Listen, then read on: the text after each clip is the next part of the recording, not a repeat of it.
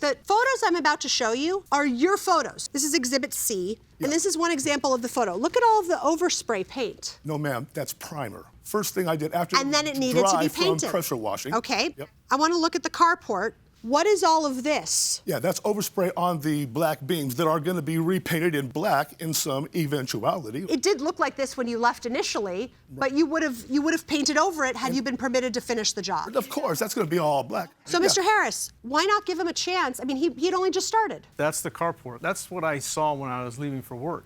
What I'm talking about in my exhibits are black vinyl trim paint overspray on my air conditioner, on my garage remote, on my tools that were out. A primer wasn't an issue. Judge Corriero. Mr. Tompkins, you were paid $5,000 by the plaintiff from August 15th through August 19th. Am I correct? It was Monday through 5 days. You worked Friday, 5 days. yeah. And how much of the job had he finished by the 19th when you asked for your money back? He had not finished what the contract stated, that he was to stucco prime, car coat. Did you have to pay someone else to complete the job? I did. How much did you have to pay them? $10,000 plus about 40 hours of my time patching and repairing. So would it be fair to say that the work that the defendant performed for that week was about 20% of the job? Yeah, 20%. So the job wasn't complete at all? No. You know, it just seems to me that you were very, very angry at the plaintiff, and seemed to me that it was something that was almost monumental that the plaintiff did to you as a person or as a professional that would warrant this response, and I can't seem to find it. Is there something missing here that I'm missing? He has a tremendous trait of taking great advantage. He's an opportunist completely. The whole way along, I'm waiting for my scaffolding to come on. He says, can't you hang some ropes up there and hang off of a board up there instead of spending the money for a scaffold? And I just couldn't believe.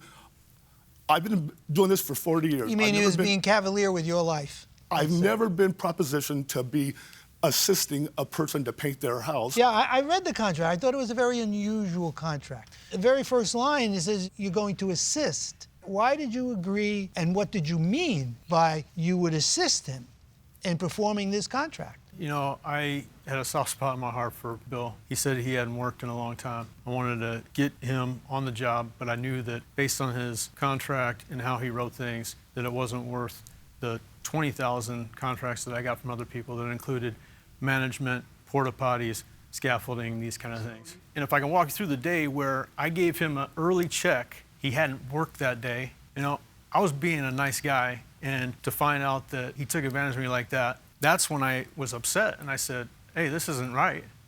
And that's when he told me, go. Thank you. Judge Tawalda. So when you gave him the second $2,500, you were supposed to have a certain number of things done. The stucco primed, the carport coated, much of the eaves, and 2 coats on front siding. Why didn't you get that done? Because I accomplished instead, for the sake of his wife's happiness, hopefully, I hung upside down because there was no scaffolding, literally risking my life to get all of these giant high overhang eaves all 2-coated in enamel before it got too hot on the south side. But he didn't ask you to do that. You took that upon yourself. When he came out that morning, I didn't say, hey, give me my check. I just kept on working because it was going to get hot. So I'm all done on the whole back now, and he handed me my check because he was apparently satisfied with what I had done instead of the upfront stucco work that I was going to put that 2 coats on. No. Anything further? All right, we're going to excuse both of you while we deliberate in this matter. Thank you very much. Thank you. This courtroom is again in session. All right, gentlemen, the court has reached a unanimous verdict. We believe that you, Mr. Harris, are entitled to something in this case. We do not believe it is for the full $5,000. We believe that at some point you were satisfied with the defendant's work. You paid him $2,500 initially and gave him a second installment. And with that second installment, the defendant was required to do a number of things. Mr. Tompkins, you didn't do those things. And for that, the verdict is in favor of the plaintiff for $2,500.